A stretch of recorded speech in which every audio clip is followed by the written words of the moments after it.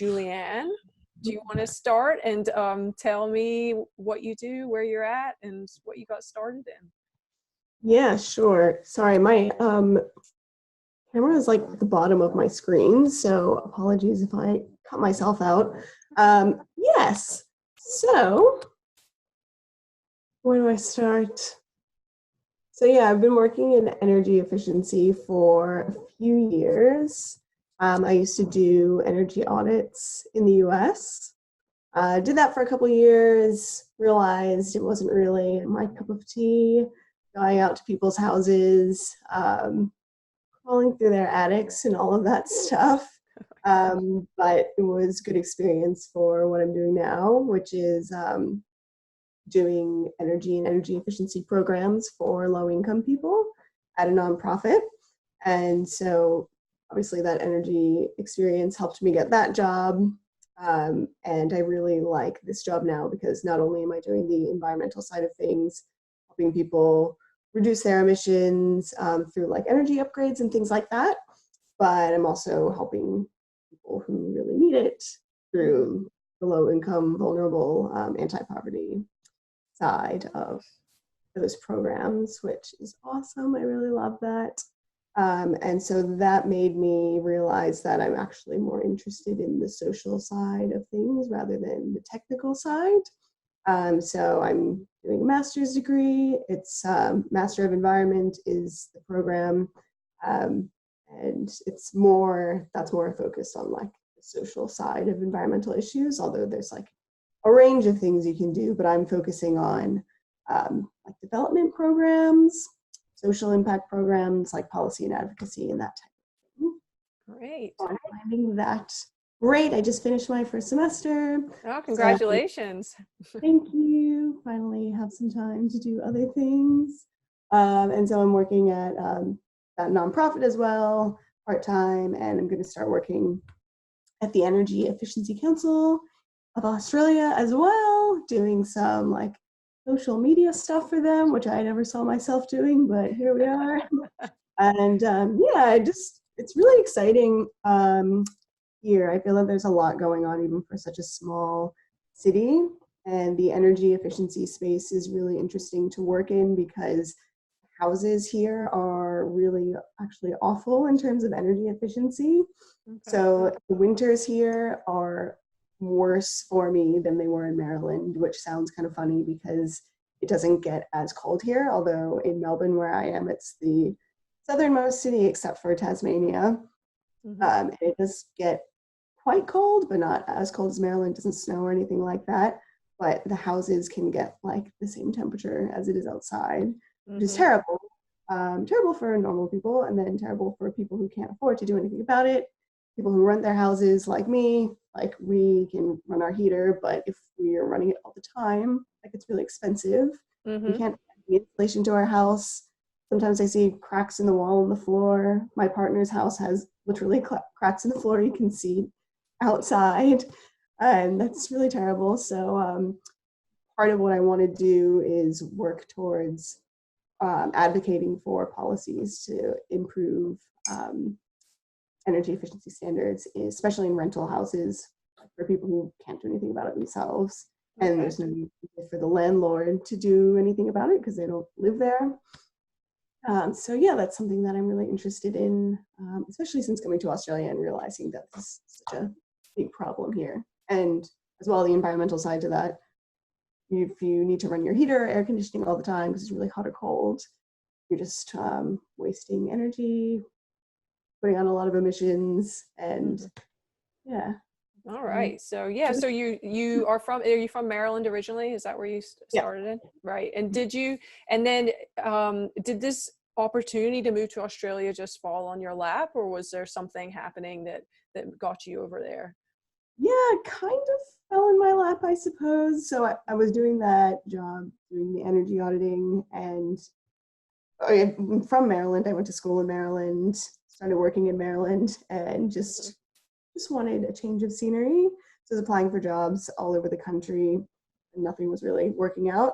And then I went to Europe on holiday, met some Australian people, became friends with them, and then found out through a friend's brother that I could do what's called a work and holiday visa here. So that's just a temporary visa. You can just go, you travel, you can work to fund your travels. That's the whole point of it, just to kind of get people working in like industries here, like hospitality and tourism and things. They need people to do that.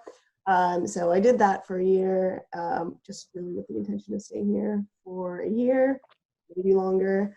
And I love it here, so I'm still here. Well, I know quite a few people with my background being like going between Scotland and the US. I met tons of Aussies, and there's lots of Scottish people who do that working visa for a year. So I'm aware of it. But I mean, good for you for staying on. I had many friends who wanted to stay on, and it didn't work out. But Tough, yeah, it certainly is. It helps having an Australian partner. I think that is the easiest way that a lot of people find their way in. I tried going through the job sponsorship avenue last year, and it so yeah, it's really tough. I thought I detected some kind of accent, so Scottish. There you go. Yeah. I have a So friend in Edinburgh right now doing in Edinburgh, yeah. Nice. I lived in Edinburgh before I left, so I lived there for 2 years. And I lived in Glasgow before then. I studied at University of Glasgow. So, nice. Yeah. So in your job in Maryland, you were doing energy efficiency checks. Was it something you fell into, or did you always have an interest in people's impact on the environment? Or is this something that you realized in the middle of what you were doing, hey, this is bigger than what I thought it was?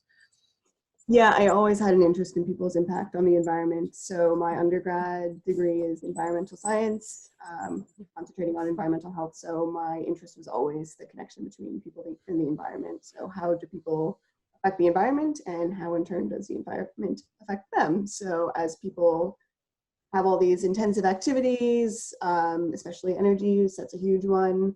How does that affect the environment? And as the environment degrades from those activities, depending on the route you choose, how do those affect human health? That's what I studied in university. The health part is not so much what I'm focusing on now, but that really helped me understand how the two fit together. Working in the energy efficiency space is something definitely that I just fell into. It turns out that's where the money is, which is something that makes me, a bit sad that not everybody cares about the environmental issues, and the money is scarce, especially in some areas. I did want to work originally in like the outdoors in something. I tried water monitoring for a while. I thought that's what I really wanted to do. Luckily found out that I didn't really want to do that. Some people just want to go outside and be outside, work outside all the time. It wasn't really for me, especially in Maryland in the winter, collecting water samples. Cold. Yeah. And it's a bit lonely, not fun. So decided I didn't want to do that, but I ended up in college doing some energy-related internships just because those were the ones that paid. So that's where I ended up, and then ended up doing that energy efficiency internship after college, which turned into a job because were the ones who would accept me and give me money. Yeah. So to begin with, wasn't completely thrilled with that because I felt like it wasn't making that big of an impact, I suppose. But now I realize that it really is an area that is impactful because energy use affects everyone. Everyone lives in a house that can be improved. Everyone works in office buildings that use energy, or maybe not office buildings, but wherever they work uses energy. Everything you do uses energy. So there's so much opportunity there to reduce that, which can reduce greenhouse gas emissions and reduce the impact on climate change. So I find it to be a good thing. And as well with the energy efficiency, it's something that people, even if they don't care about environmental issues, which everyone should, obviously, but does, it's something that they can see a benefit from anyway because reducing energy money. So that's a really good way to get businesses to care about these types of things. Don't even talk about the climate or the environment, just talk about money, and that will get them to listen.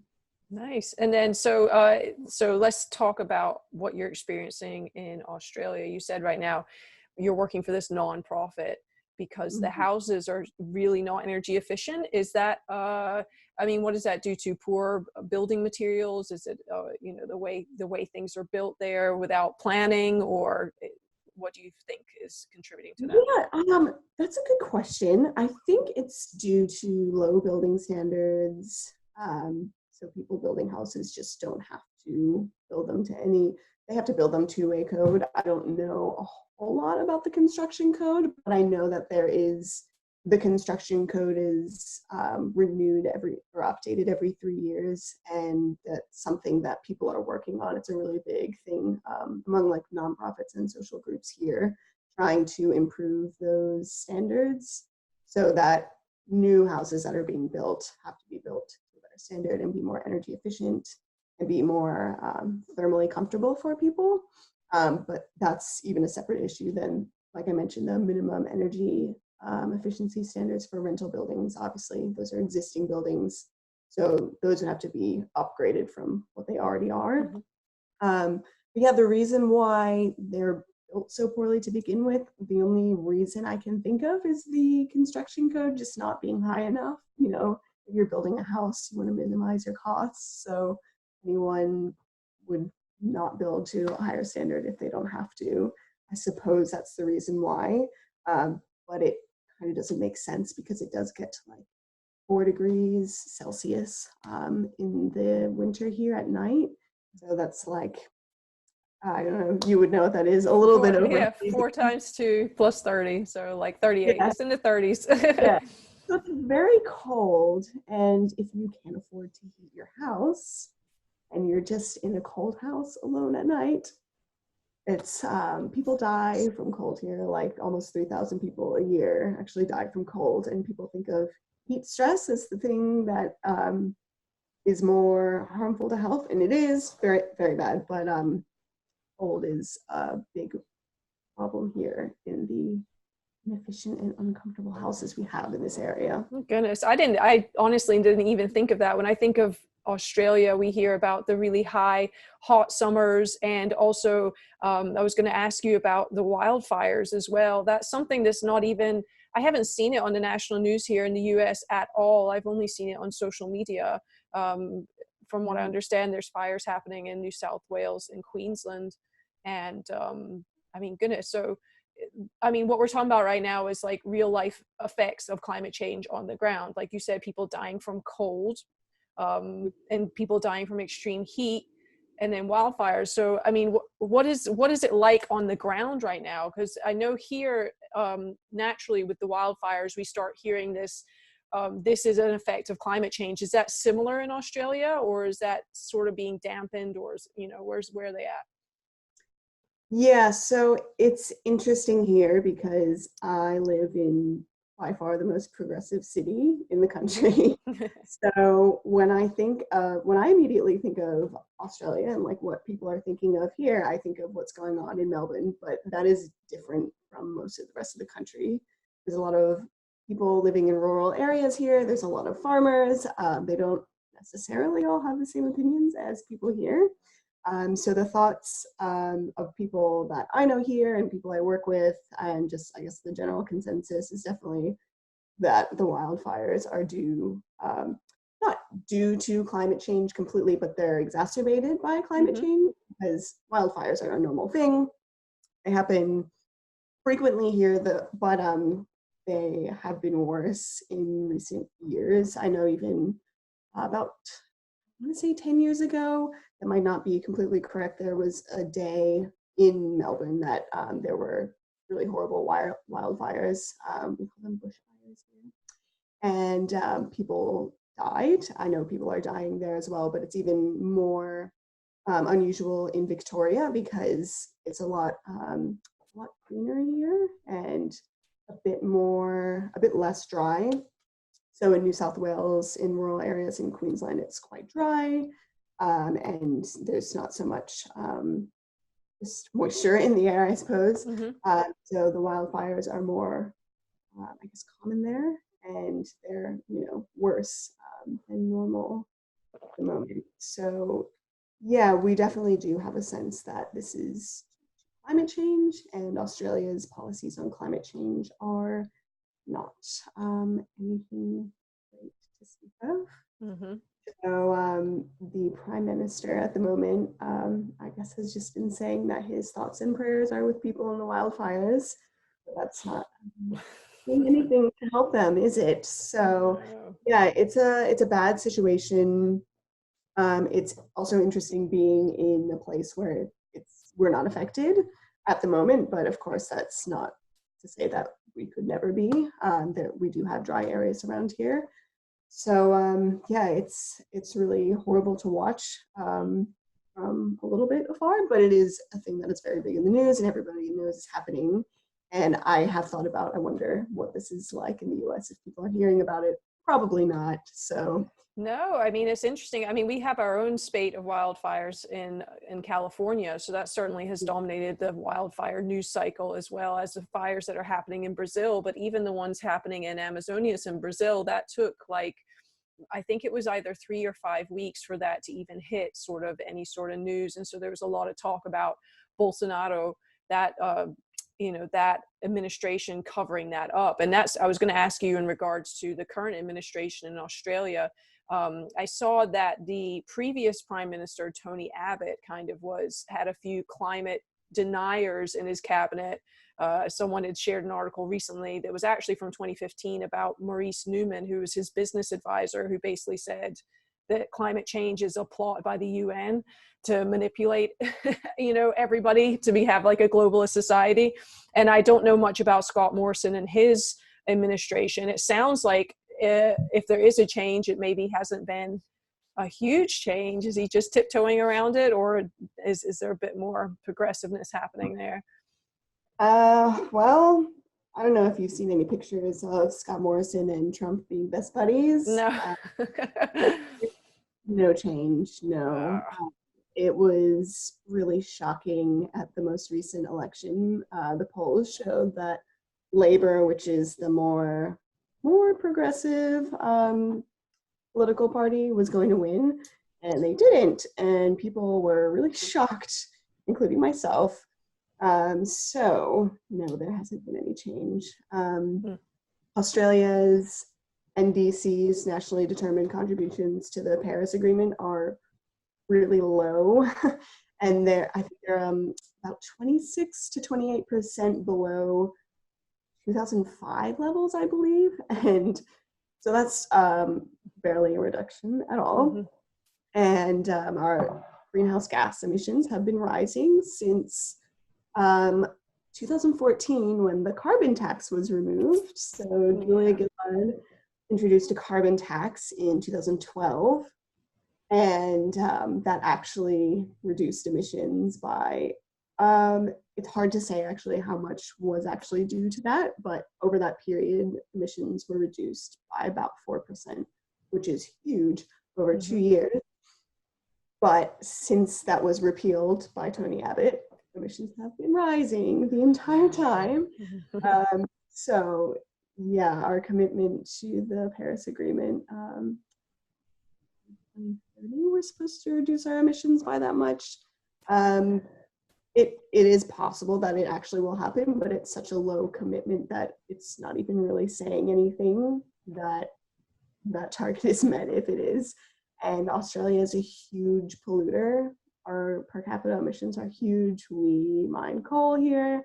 So if you're accounting for that within our emissions, that's even, that makes it even higher.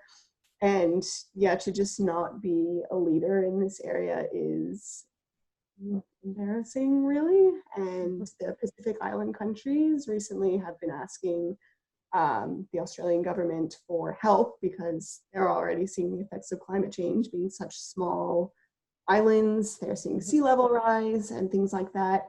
And the Australian government recently pledged, I think, $500,000 or something like that to give them, which is really, honestly, it's like a slap in the face. It's nothing. And just giving them money for what? I don't know. And not saying that you're going to reduce your emissions or do anything physically to help them or mitigate the problem is just very sad. So hopefully, I don't know, hopefully that changes at some point before it's too late. I don't know. That's, that's something that I'm working toward in some small way as part of a bigger movement. Also, we have the Extinction Rebellion protests here, which are really quite big. I don't know if you've heard much about those.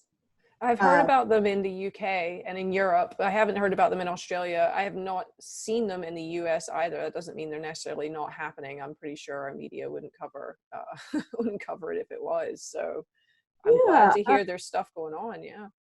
yeah, it is. It's good that there are things happening. We recently had an international mining and resource conference here in Melbourne that was about 2 weeks ago, I believe. So people protested that, and Extinction Rebellion, their whole thing is it's nonviolent protests. They're truly nonviolent. It's just they're creating a disruption to get people to acknowledge or to get people to be exposed to the problem who may not be thinking about it otherwise. So, minor traffic disruption or something like that. Sorry to ruin your day if that's what happens, but it's kind of a necessary thing to express your voice and get yourself heard when the government's not listening to you. So we had these protests about 2 weeks ago, and the police got really violent. They were on horses and running horses into the crowd. They, I don't know, it's kind of like, in a way, running a car into a crowd. A horse is huge. And they knocked a few people over. There were rumors that one woman had 2 legs broken because of the horse trampling her. I'm not sure that she actually did have her legs broken, but she ended up in the hospital. That's not acceptable behavior from the police. And just spraying people with pepper spray and being violent. And, we're a westernized nation with theoretically free speech, although Australia doesn't have free speech protected to the degree that America does, but we do have the right to protest, and they're not respecting that. So I'm very proud of the people who were there and stuck through with it. I wasn't, sadly, because I was in the middle of my finals. So didn't get a chance to get down there. But yeah, there's a lot happening here, and people are really trying to keep the movement going. We also had a strike for the global climate strike on, I believe it was September 20th. And I think the organizers were expecting maybe 50,000 people, maybe less. And I believe about 150,000 people showed up. So it was massive. It was amazing. Really amazing. Yeah. So everyone's just keep that momentum going. So we'll see where that goes. Yeah. So where do you see where do you see in terms of I know you've made changes in your life in terms of what you're doing, and then you're going forward with this Master of Environment. So can you fill us in a little bit about what the educational apparatus is trying to train you for, or their view on moving this forward? It sounds like there's a lot of resistance in Australia, similar to in the US. I know when I met Aussies, when I was in Europe, they would always be like, "Oh, Australia is the little America," and I'm like, I don't know if that's a good or a bad thing, because we have, just like you mentioned, the cities can be very progressive, but then you do get farmers and more rural areas. I certainly live in a more rural area, and that resistance is felt. So how do you see from the education you're receiving and the work that you're doing on the ground? Because I love that you have this component of not just the environmental aspect, but how the most vulnerable people are always going to be the ones that are affected by climate change first. So, that's going to be, take it all the way back down to wildlife, losing species every single day, and then to immigrants, and then to the poverty, people stricken by poverty, and then small nations and all that sort of stuff. And it can be a big, big thing. So how do you see, and how is your education preparing you to try and move that forward in the next few years? Yeah, good question. So yes, you mentioned Australia's the little America. Sadly, it kind of is. I think Australia is a big country geographically, but population-wise, it's quite small. And I really see, I mean, the American influence is all over the world. It's just the way it is, unfortunately. But yeah, I think people here, maybe not so much in Melbourne, but there is a sense of like, I don't know, America is exciting, or people want to be like America, and it's not so different here. Like I think if you just got plopped down in an Australian city, you probably, it is quite European as well, but it's not, yeah, it's not so different from America. That being said, it is different in many ways. We have a much better social safety net here. So if you're a citizen, you can get, there's single payer health insurance here. So people don't have to pay hundreds, thousands of dollars for health insurance a month. There's paid maternity leave, things like that. So for myself, I do see Australia as a better place to be in terms of lifestyle. Also, the wages are much higher. So yeah, that is great. But as far as, yeah, how I'm being prepared by work and university, so the university I go to, I think is quite progressive. So the program I'm in really acknowledges the whole picture. They acknowledge, you know, the West as having had this huge influence on the entire world. And so I've been taking development classes. So I've really learned how basically the world has been structured. And how developing countries have been told that you need to be like the West and you need to build up all your buildings and your industries, and those are very energy and emissions intensive, and so that has led the whole world towards huge greenhouse gas emissions and climate change, which is the issue we have now.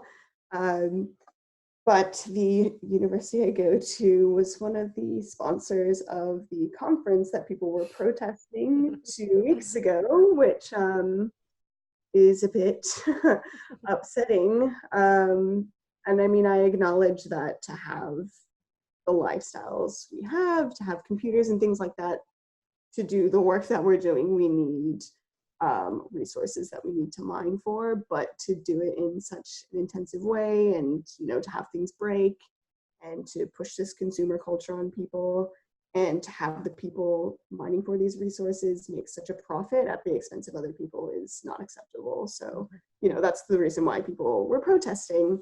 And the fact that my university was sponsoring that event is, I don't know, what am I going to say about it? It's not great. But the way I think I'm being prepared, yeah, that's a good question. It's, the program I'm in is really, really big in the sense that there are so many subjects that I can choose from. It's very different from many university courses in the sense that in a lot of courses you'll have a set of subjects you have to take, and you just take those and then you graduate. But I have a list of like 200 or so subjects that I can take.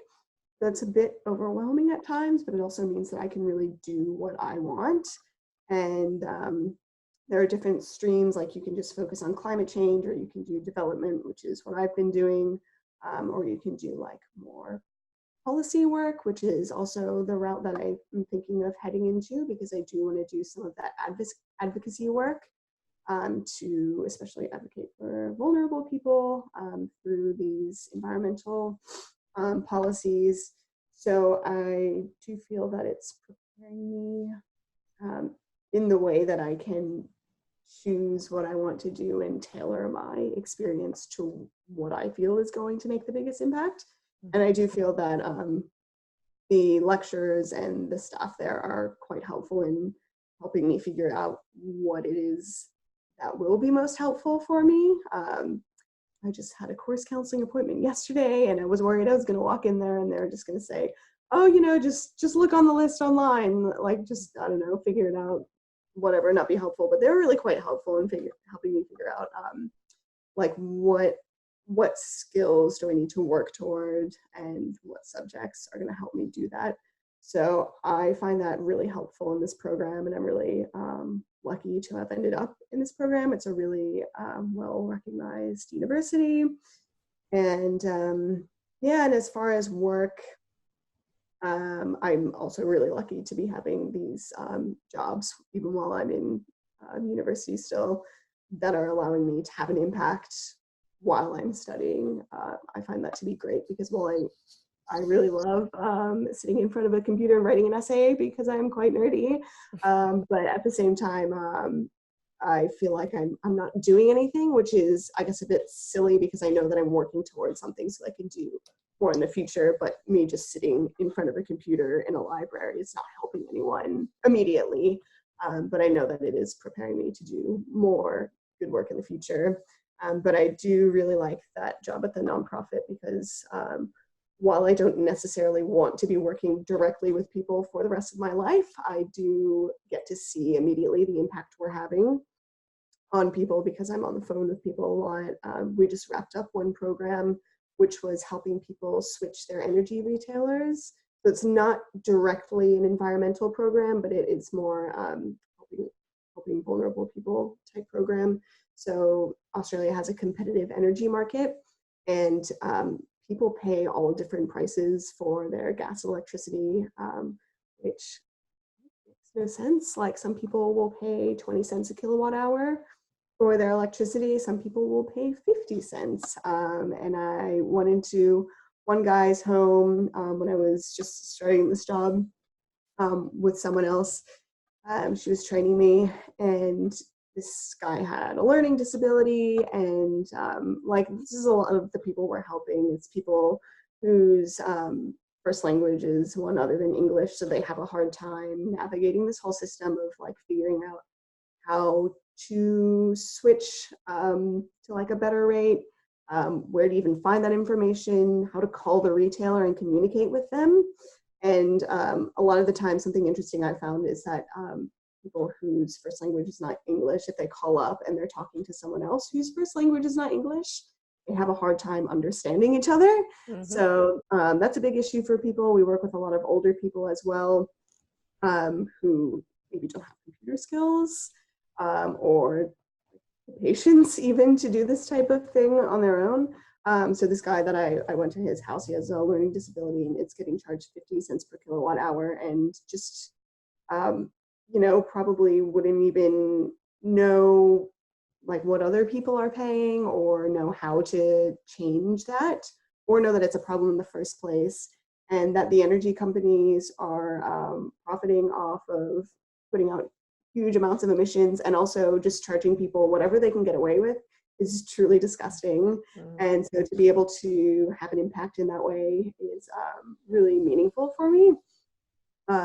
So yeah, I'm really lucky to be doing that type of work that I find is really impactful, and I hope to be able to continue to do that throughout my degree and even more afterward. Nice. Well, final question that I'm going to start asking everyone. If you could choose one thing, what would the one thing that someone could do right now to reduce their impact on the planet? What would you recommend?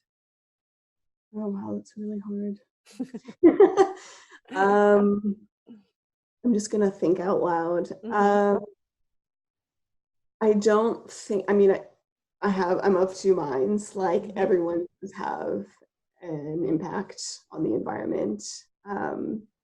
Our individual actions do add up.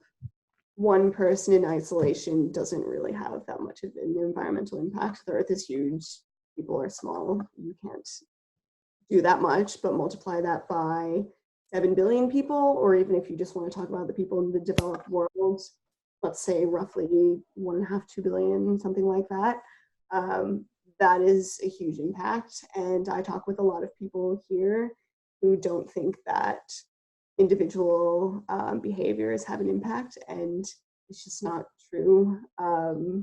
We all do have an impact, but at the same time, there are worldwide corporations, energy companies, transnational companies that are the ones who are making the worst impact on the environment. So in the face of that, what can you do? I don't have an answer to that. These companies are so big and so powerful that we're unfortunately not going to put them out of business anytime soon. Honestly, I feel like this is kind of cliche, but voting is such an important thing.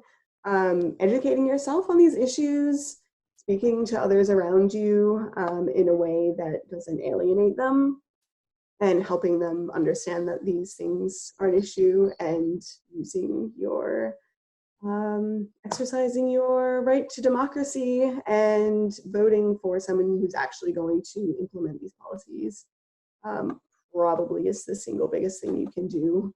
And just to elaborate on that slightly, Australia has compulsory voting. So there is a fine for not voting. I think it's like $20 or something, not crazy, but they have elections on weekends and you have to vote. It's not like in America where if you committed a crime, you're not allowed to vote, which is a crime in itself. And where voting is held on weekdays, and basically they'll do anything to not let you vote if they can. So yeah, making sure that you, especially in America, making sure that you vote for people who want to make a change, and not all politicians, you know, I mean, really none, they're all interested in money, but selecting the lesser of evils, I think, is really, really important. Nice. Yes, use that vote. I remember the Australians I would meet in Europe would have to go vote. They had that compulsory voting, which I was just like, that's to me, I think that's really cool. I agree with what you said regarding our voting system, to have it on weekdays. Everywhere else I've been, even when I lived in Venezuela, they would shut down everything over the weekend. They even didn't allow alcohol, which was crazy. They would make it a dry weekend. So no drunk voting was allowed in Venezuela. But we certainly can do better in the States. But I appreciate that. And I really appreciate your time, Julianne. I'm excited that you took this chance with me on having a little talk. And I look forward to staying in touch and hearing more about what you're doing in Australia and what your colleagues are doing. And I'd love a chance to speak to any of them. And just, I think conversations are important to see how we can all work together, because it's going to be a global effort. It can't just be, like you said, one person. It has to be global, and it has to be everyone working towards the same thing. So yeah, thank you for doing this. It was great chatting. So I guess we'll be in touch as far as who else you would like to speak to. Yeah, perfect. All right. Great. Well, enjoy your let's see, it's what day is it today? It's Monday here. Enjoy your Tuesday. 7 a.m. So getting ready for work now. Yeah, it's a good afternoon. Thanks so much for chatting. It was great. All right, thanks. We'll see you later. All right, see ya. Bye-bye. Bye.